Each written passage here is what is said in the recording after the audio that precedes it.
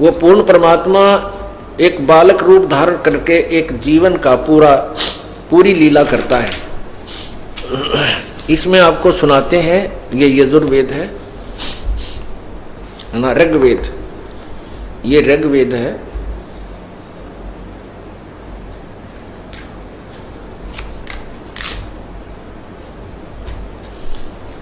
और महर्षि दानंद सरस्वती द्वारा इस पर छाप लगी है। वैसे महर्षि दानंद सरस्वती ने इसका अनुवाद नहीं किया इस मंडल का, उन्होंने केवल प्रथम मंडल का अनुवाद किया है। वैसे इन्होंने लिखा कि 1 से 6 मंडल तक महर्षि दानंद ने अनुवाद किया, लेकिन ये 9 मंडल है। ये देखिएगा,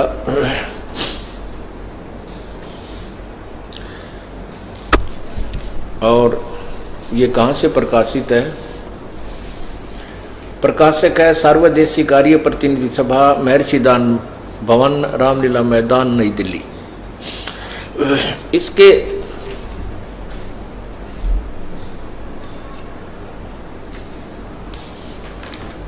मंडल नंबर 9 सूक्त 96 के श्लोक आपको 16 से 17 तक सुनाते हैं। पहले तो इन्हीं की भाषा में जो इन्होंने अनुवाद किया है, उसी लैंग्वेज को हम आपके समक्ष सुनाना चाहते हैं। फिर उससे जो दास ने उसका यथार्थ अनुवाद किया है वो आसानी से समझ में आएगा और संतुष्टि होगी। अब देखिएगा, ऋग्वेद मंडल नंबर 9 और सूक्त 96।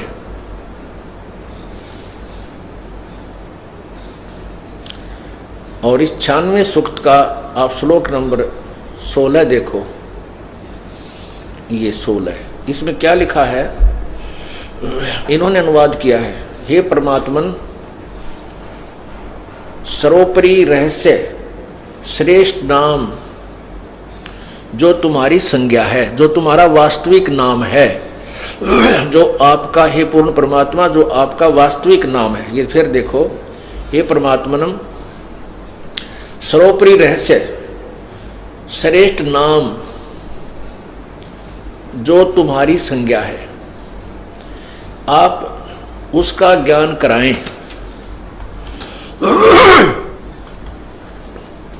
उसका ज्ञान कराएं। ये देखना, अब इसमें क्या लिखा है कि वो वेद ज्ञान दाता यानी ब्रह्म की तरफ से ही ये वेद माने जाते हैं।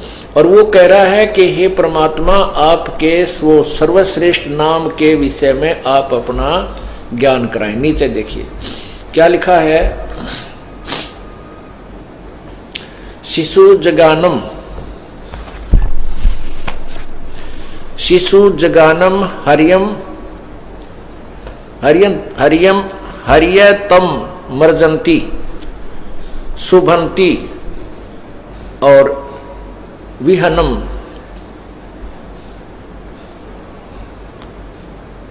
मरुत गणेन।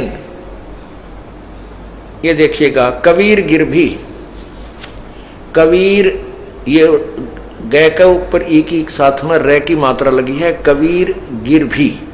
काव्य ना, ये कबीर, जैसे जैसे ये यजुर्वेद है, इसको अलग से यजु लिखेंगे तो भी यजुर्वेद का बोध कराता है।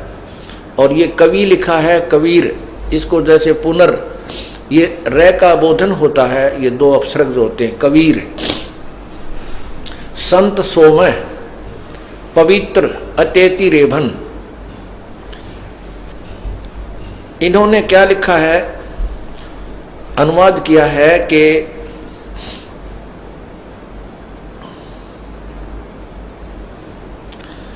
उस परमात्मा को जो सदा प्रगट है, जो अत्यंत कमनीय है, उसको उपासक लोग बुद्धि विषय करते हैं और उसकी स्तुति द्वारा उसके गुणों का वर्णन करते हैं। और विद्वान लोग उस गतिशील परमात्मा का गुणों के गुणों के गुणों द्वारा वर्णन करते हैं। और कवि लोग, यू कवि लिखा है, गिरभी वाणी द्वारा कवित्व से कवेन उसकी स्तुति करते हैं। सोम स्वरूप पवित्र है परमात्मा कारण अवस्था में अति सूक्ष्म प्रकृति को गरजता हुआ अतिक्रमण करता है। अब इससे हमने ये लेना है कि हमें शंका ना हो जाए कि कहीं संत रामपाल जो है अपनी तरफ से,